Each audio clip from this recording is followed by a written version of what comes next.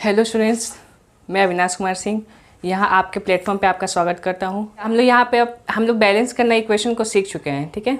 I hope आप लोग को समझ में आया होगा कि किस तरह से बैलेंस किया जाता है, हम लोग किस तरह से नंबर ऑफ़ एटम को देख रहे हैं और किस तरह से प्रोडक्ट के साथ उसको बैलेंस कर रहे हैं।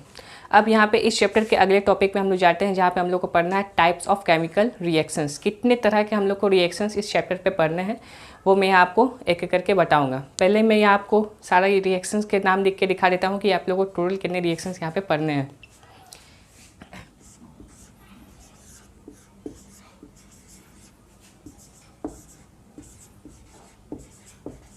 Types of chemical reaction.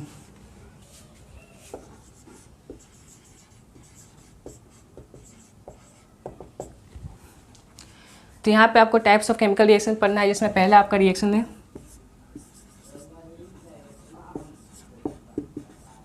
Combination reaction.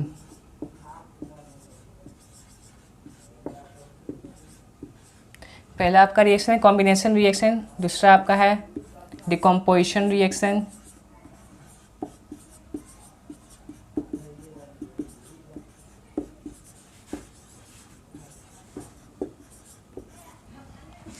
तीसरा है displacement reaction.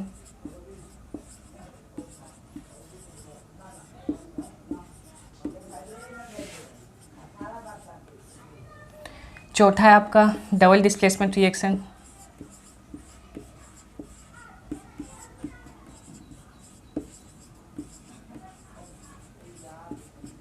Double displacement reaction.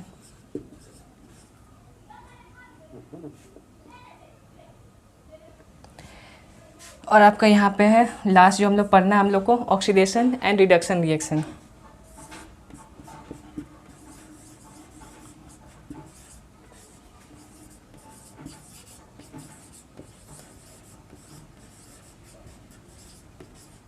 Oxidation and reduction reaction. तो आप लोग को इतने तरह के रिएक्शंस इस चैप्टर में हम लोग को पढ़ने हैं। कॉम्बिनेशन रिएक्शन पढ़ना है आप लोग को, डिकम्पोजिशन रिएक्शन पढ़ना है, डिस्प्लेसमेंट रिएक्शन पढ़ना है, डबल डिस्प्लेसमेंट रिएक्शन पढ़ना है, ऑक्सीडेशन एंड रिडक्शन रिएक्शन पढ़ना है। तो चलिए हम लोग एक एक करके इस सारे रिएक्शंस को गो थ्रू करते हैं। तो यहाँ पे हम लोग पहला रिएक्शन के बारे में जानेंगे, जिसका नाम है कॉम्बिनेशन रिएक्शन, ठीक है। तो यहाँ पे क्या होता है, कॉम्बिनेशन रिएक्शन कैसा रिएक्शन है। कॉम्बिनेशन रिएक्शन एक ऐसा रिएक्शन है जहाँ पे दो या दो से ज़्यादा रिएक्टेंट होते हैं, दो या दो से ज़्यादा रिएक्टेंट होते हैं, वो लोग कंबाइन करके एक दूसरे से एक सिंगल प्रोडक्ट बनाते हैं, ठीक है। यहाँ पे आप लोग के लिए मैंने डेफिनेशन लिख रखा है, जिससे आप लोग देख सकते हैं combination reaction when two or more substances elements or compounds, ठीक है। सब्सटेंसेस एलिमेंट्स या फिर compounds combine to form a single product in the reaction, such reactions are called combination reaction. इस तरह का रिएक्शन को हम लोग क्या कहते हैं, कॉम्बिनेशन रिएक्शन। देखिए कॉम्बिनेशन रिएक्शन उसे कहा जाता है ना जहाँ पे कोई दो चीज़ कंबाइन होकर एक सिंगल प्रोडक्ट बने, ठीक है। यहाँ पे हम लोग देखेंगे, इसका भी एग्जांपल हम लोग आपको बताएंगे, ठीक है, किस तरह से रिएक्शन रिएक्ट करके आपको सिंगल प्रोडक्ट करता है। बस यहाँ पे आप लोग को समझना पहले कि ये कॉम्बिनेशन रिएक्शन है क्या। तो कॉम्बिनेशन रिएक्शन यही है आपका, जब दो सब्सटेंस एलिमेंट्स या फिर कंपाउंड्स रिएक्ट करके एक दूसरे से, दो या दो से ज़्यादा, और यहाँ पे जो प्रोडक्ट बनता है वो सिंगल प्रोडक्ट बनता है, ठीक है। ये आपका हो गया कॉम्बिनेशन रिएक्शन। तो चलिए यहाँ पे आप लोग को यहाँ पे एक एग्जांपल देख के समझाते हैं। तो कॉम्बिनेशन रिएक्शन का हम लोग पहला एग्जांपल देखते हैं। कॉम्बिनेशन रिएक्शन का आप लोग किताब पे एक एग्जाम्पल दिया होगा, जहाँ पे एक बीकर लिया गया होगा, उस बीकर पे कैल्शियम ऑक्साइड लिया गया होगा और उस पर वाटर ऐड किया जा रहा होगा, ठीक है। उस रिएक्शन को हम लोग यहाँ पे देखते हैं कि उस रिएक्शन पे आखिर होता क्या है। Calcium oxide reacts with water. यहाँ पे कैल्शियम ऑक्साइड वाटर के साथ रिएक्ट कर रहा है और यहाँ पे फॉर्मेशन हो रहा है कैल्शियम हाइड्रोक्साइड का। किसका फॉर्मेशन हो रहा है, कैल्शियम हाइड्रोक्साइड का फॉर्मेशन हो रहा है। अब देखिए यहाँ पे हम लोग देख रहे हैं रिएक्टेंट और प्रोडक्ट को पहले बैलेंस कर लेते हैं। तो यहाँ पे देख रहे हैं कैल्शियम एक, यहाँ पे भी कैल्शियम एक है, यहाँ पे हाइड्रोजन 2 है, यहाँ पे भी हाइड्रोजन 2 है, और यहाँ पे ऑक्सीजन भी 2 है, यहाँ पे ऑक्सीजन 2 है। तो ये जो रिएक्शन है ये बैलेंस है, ठीक है। यहाँ पे हम लोग को बैलेंस करने का कोई ज़रूरत नहीं है, ठीक है। ये आप लोग आराम से देख रहे होंगे कि किस तरह से ये बैलेंस इक्वेशन है। अब देखिए यहाँ पे जब कैल्शियम ऑक्साइड वाटर के साथ रिएक्ट कर रहा है और यहाँ पे एक सिंगल प्रोडक्ट बना रहा है, when two or more than two reactant combine to form a single product, this reaction is called combination reaction. इसी रिएक्शन के साथ मैं आपको ये समझाना चाहता हूँ कि किस तरह से रिएक्ट कर रहा है, दो रिएक्टेंट और एक सिंगल प्रोडक्ट बना रहा है। अब मैं यहाँ पे आपको बताता हूँ कि ये कैल्शियम ऑक्साइड है, इसका एक और दूसरा नाम है जिससे कहा जाता है क्विक लाइम। ठीक है, इससे कहा जाता है क्विक लाइम और इससे कहा जाता है स्लैक लाइम। तो यहाँ लिखते हैं क्विक लाइम।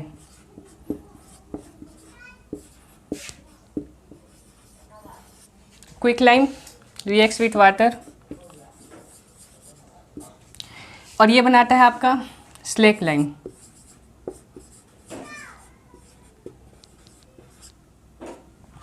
ठीक है, इससे आप ब्रैकेट में ये भी लिख सकते हैं कि इसे कैल्शियम ऑक्साइड कहा जाता है, तो वो भी मैं लिख देता हूँ।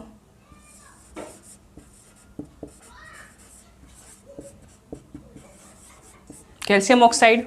और यहाँ पे स्लैक लाइम का एक दूसरा नाम भी होता है जिसे कहते हैं कैल्शियम हाइड्रोक्साइड।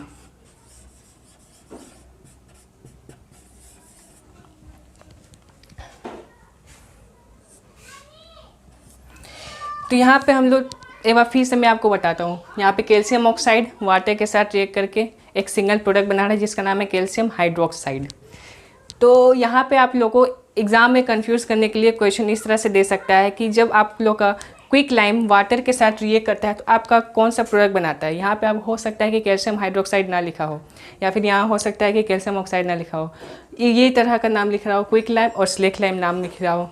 ठीक है, तो हम लोग कैसे, तो बहुत बच्चों को यहाँ पे कन्फ्यूज़न हो जाता है कि क्विक लाइम और स्लैक लाइम किसे कहा जाता है, कि किस फॉर्मूला को क्विक लाइम कहा जाता है और किसे स्लैक लाइम कहा जाता है। तो यहाँ मैं आपको एक ट्रिक बताता हूँ जिसे आप जल्दी से पता कर पाएंगे। एक ट्रिक बताता हूँ जिससे आप खुद पता कर पाएंगे कि किसे स्लैक लाइम कहा जाए और किसे क्विक लाइम। देखिए इस कंपाउंड को देखिए, इसके फॉर्मूला को देखिए CaO, और इसे देखिए कैल्शियम हाइड्रोक्साइड। ये देखने में और पढ़ने में भी बहुत बड़ा लग रहा है, तो ये हम लोग कैसे जल्दी नहीं पढ़ पा रहे हैं, रैपिड नहीं पढ़ पा रहे, क्विक नहीं पढ़ पा रहे, लेकिन इसे कोई भी देखेगा तो तुरंत याद भी हो जाएगा, तुरंत कह भी सकता है CaO कैल्शियम ऑक्साइड। तो ये क्विकली कहा जा रहा है, तो इसलिए इसे क्विक लाइम कहा जाता है। ठीक है, ये एक ट्रिक है सिंपल आपको याद रखने के लिए।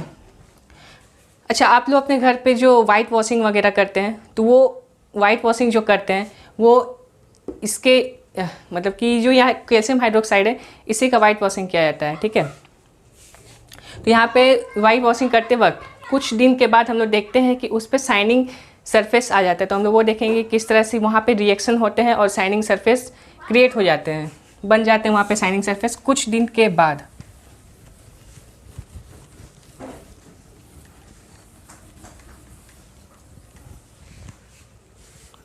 जब आप लोग अपने घर पे वाइट वॉशिंग वगैरह करते होंगे तो यहाँ पे आपका जो कैल्शियम हाइड्रोक्साइड रहता है, ठीक है, कैल्शियम हाइड्रोक्साइड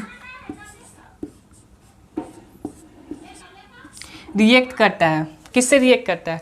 जब यहाँ पे आप लोग किसी दीवार पे वाइट वॉशिंग वगैरह कर रहे होंगे तो ये कैल्शियम हाइड्रोक्साइड क्या होता है, ये अब तो जैसे आप दीवार पे पेंट करें तो वो सरफेस जो रहेगा वो तो ओपनली रहेगा, वो एयर पे कांटेक्ट पे रहेगा। तो एयर पे आपका एक एलिमेंट प्रेजेंट रहता है, गैस प्रेजेंट रहता है, जिससे एक गैस प्रेजेंट रहता है एयर पे, जिससे कार्बन डाइऑक्साइड कहा जाता है। ठीक है, तो ये क्या करता है, कैल्शियम हाइड्रोक्साइड कार्बन डाइऑक्साइड के साथ रिएक्ट करता है और यहाँ पे एक थिन लेयर बनाता है। किस चीज़ का थिन लेयर बनाता है वो मैं बताता हूँ। यहाँ पे एक थिन लेयर बनाता है आपका कैल्शियम कार्बोनेट का, ओके, और यहाँ पे वाटर, एक और प्रोडक्ट निकलता है यहाँ पे। तो यहाँ पे कैल्शियम हाइड्रोक्साइड और कार्बन डाइऑक्साइड के साथ रिएक्ट करके यहाँ पे कैल्शियम कार्बोनेट बनाता है आपका और वाटर बनाता है। अब जब वाइट वॉशिंग करते हैं तो वो तुरंत शाइनिंग सरफेस क्रिएट नहीं हो जाता, वहाँ पे शाइनिंग तुरंत होने नहीं लगता। कुछ दिन के बाद, 3-4 दिन के बाद से वो सरफेस कैसा हो जाता है, शाइनिंग सरफेस हो जाता है, मतलब कि चमकना स्टार्ट हो जाता है, क्योंकि यहाँ पे कैल्शियम हाइड्रोक्साइड कार्बन डाइऑक्साइड के साथ मिलके यहाँ पे एक थिन लेयर, एक परत बना देता है। किसका? कैल्शियम कार्बोनेट का। इसे कहते हैं कैल्शियम कार्बोनेट।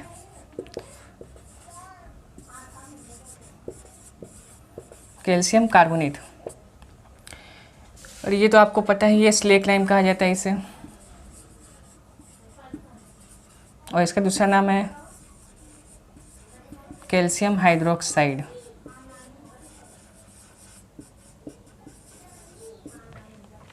ठीक ठीक है। ये रिएक्शन होता है जिसकी वजह से जो आपका जो वॉल है अच्छी तरह से साइन करता है, क्योंकि वहाँ पे कैल्शियम कार्बोनेट का एक परत चढ़ जाता है। और यहाँ पे ये जो एक फॉर्मूला जो है कैल्शियम कार्बोनेट, ये मार्बल का भी सेम फॉर्मूला यही है, ठीक है। मार्बल का भी एक फॉर्मूला होता है, ठीक है, जो एग्ज़ाम में मान लीजिए आप लोग को पूछ दिया जाए तो मार्बल का जो फॉर्मूला होता है वो भी कैल्शियम कार्बोनेट ही होता है। मार्बल का फॉर्मूला हो गया, लाइमस्टोन का फॉर्मूला हो गया, ये सब क्या है, ये कैल्शियम कार्बोनेट ही है, ठीक है, सेम फॉर्मूला है। तो चलिए यहाँ पे हम लोग एक और दूसरा एग्जांपल देखते हैं किस तरह से रिएक्ट करके चीज़ें बनती है। अब यहाँ पे हम लोग दूसरा एग्जांपल देखते हैं, ठीक है। अगर आप लोग को इतने एग्जांपल पे समझ में नहीं आया कॉम्बिनेशन रिएक्शन किसे कहते हैं, तो यहाँ पे और आपको दूसरा एग्जांपल बताते हैं, ठीक है। यहाँ पे आप लोग का एक और एग्जांपल है कॉम्बिनेशन रिएक्शन का। जैसे हम लोग जो कोल को बर्न करते हैं, burning of coal, burning of coal is also an example of combination reaction.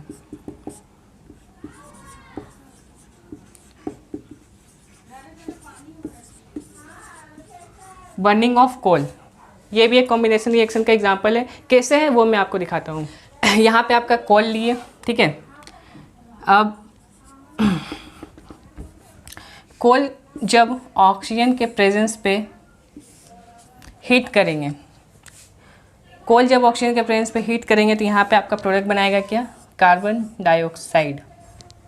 Okay, ये किस तरह का रिएक्शन है, ये भी आपका एक कॉम्बिनेशन रिएक्शन। यहाँ पे दो रिएक्टेंट मिलके एक सिंगल प्रोडक्ट बना रहा है। और एक और रिएक्शन हम लोग देखते हैं जो इसका एग्जांपल है वाटर। वाटर जो बनता है, वाटर हाइड्रोजन और ऑक्सीजन गैस से जो वाटर बनता है वो भी एक तरह का एग्जांपल है किसका, कॉम्बिनेशन रिएक्शन का। तो यहाँ पे हम लोग देखते हैं when hydrogen gas reacts with oxygen to form water. यहाँ पे भी आप लोग सिंपल देख रहे होंगे कि दो रिएक्टेंट है और एक सिंपल प्रोडक्ट, एक सिंगल प्रोडक्ट बन रहा है जिसे वाटर कहा जा रहा है। यहाँ पे हम लोग बैलेंस कर लेंगे इसको। बैलेंस करने के लिए 2 से मल्टीप्लाई की, क्योंकि यहाँ पे 2 ऑक्सीजन है, यहाँ पे 2 ऑक्सीजन हो जाएगा, यहाँ पे 4 है तो यहाँ पे भी आपका 4 हो जाएगा, ठीक है। ये आपका एग्जाम्पल सारा हो गया कॉम्बिनेशन रिएक्शन का। अब देखिए यहाँ पे जब हम लोग कार्बन को बर्न करते हैं, प्रेजेंस ऑफ ऑक्सीजन और कार्बन डाइऑक्साइड रिलीज होता है। यहाँ पे एक साथ साथ एक और चीज़ होता है जो हम लोग, जिसका वजह से ही हम लोग को कार्बन को बर्न किया जाता है। मतलब कि कार्बन हम लोग बर्न करने के लिए उसके पीछे का जो वजह है उसका एनर्जी को हासिल करना है, ताकि हम लोग उस पर हम लोग खाना वगैरह बना सके। तो हम लोग यहाँ पे आगे देखते हैं और इसका कैसा रिएक्शन है। कॉम्बिनेशन रिएक्शन पढ़ते वक्त एक टर्म और एक आता है जिसे कहते हैं एक्सोथर्मिक रिएक्शन। ओके, आप लोगों के एनसीईआरटी बुक में दिया होगा, एक्सोथर्मिक रिएक्शन के बारे में कुछ बताया गया होगा कि एक्सोथर्मिक रिएक्शन क्या होता है, और मैं यहाँ आपको बताऊँगा एक्सोथर्मिक रिएक्शन किसे कहते हैं। एक्चुअली यहाँ पे 2 तरह के रिएक्शन होते हैं, एक एक्सोथर्मिक रिएक्शन होते हैं और एक होते हैं एंडोथर्मिक रिएक्शन, ठीक है। तो पहले एक्सोथर्मिक रिएक्शन दिखाते हैं। एक्सोथर्मिक रिएक्शन में क्या होता है, ये एक तरह का रिएक्शन है जिस पे जब कोई रिएक्टेंट रिएक्ट करता है और प्रोडक्ट बनाता है, प्रोडक्ट के साथ साथ अगर वहाँ पे एनर्जी रिलीज़ होता है, किस तरह की एनर्जी, तो हीट एनर्जी। वहाँ पे जो प्रोडक्ट बनेगा वो उसका जो टेम्परेचर रहेगा बहुत ही इंक्रीज़ किया हुआ रहेगा। जो प्रोडक्ट बनेगा लास्ट में बहुत ही उसका टेम्परेचर हाई रहेगा। आप जब उस बीकर को टच करेंगे, मान लीजिए आप लोग किसी रिएक्टेंट को लेकर रिएक्ट करवा रहे हैं और वो अगर एक एक्सोथर्मिक रिएक्शन है, तो आप लोग उस बीकर को जब टच करेंगे प्रोडक्ट बनने के बाद, वो बीकर का टेम्परेचर राइज होगा, ठीक है, गर्म होगा। तो ये रहा आप लोग के सामने ये एक्सोथर्मिक रिएक्शन का डेफिनेशन। क्या होता है, व्हेन रिएक्शन, ठीक है, रिएक्शन के समय जब रिएक्शन हो रहा होता है और जब प्रोडक्ट बनता है, प्रोडक्ट के साथ साथ अगर आपका टेम्परेचर या फिर इंक्रीज़ होता है, हीट एनर्जी रिलीज़ होता है, उस रिएक्शन को हम लोग एक्सोथर्मिक रिएक्शन कहते हैं। तो यहाँ पे हम लोग को ये डेफिनेशन है, ठीक है। Reaction in which heat is release along with the formation of product are called exothermic chemical reaction. इस रिएक्शन को हम लोग क्या कहेंगे, एक्सोथर्मिक केमिकल रिएक्शन। और चलिए हम लोग इसका एग्जांपल हम लोग देखते हैं कि क्या क्या इसका एग्जांपल हो सकता है। एग्जांपल ऑफ एक्सोथर्मिक रिएक्शन, यहाँ पे आप लोग का पहला एग्जांपल जो है इसका क्या एक्सोथर्मिक रिएक्शन का, वो है बर्निंग ऑफ नेचुरल गैस। जो हम लोग नेचुरल गैस जो होता है बर्न करते हैं तो उस वक्त किस तरह का रिएक्शन होता है, बर्निंग ऑफ नेचुरल गैस। यहाँ पे हम लोग देखते हैं जब हम लोग बर्न करते हैं नेचुरल गैस, यहाँ पे मीथेन आपका बर्न किया जा रहा है in the presence of oxygen. यहाँ पे कार्बन डाइऑक्साइड प्लस आपका वाटर रिलीज हो रहा है। यहाँ पे आपका मीथेन जब आपका प्रेजेंस ऑफ ऑक्सीजन पे आप लोगों को बर्न किया जा रहा है, यहाँ पे carbon dioxide plus water plus यहाँ पे आप लोग का एनर्जी रिलीज हो रहा है। जिस एनर्जी का हम लोग इस्तेमाल करते हैं फूड वगैरह कुकिंग वगैरह करने में, हम लोग जिस एनर्जी का इस्तेमाल करते हैं, यहाँ पे हम लोग अब बैलेंस करते हैं इस रिएक्शन को।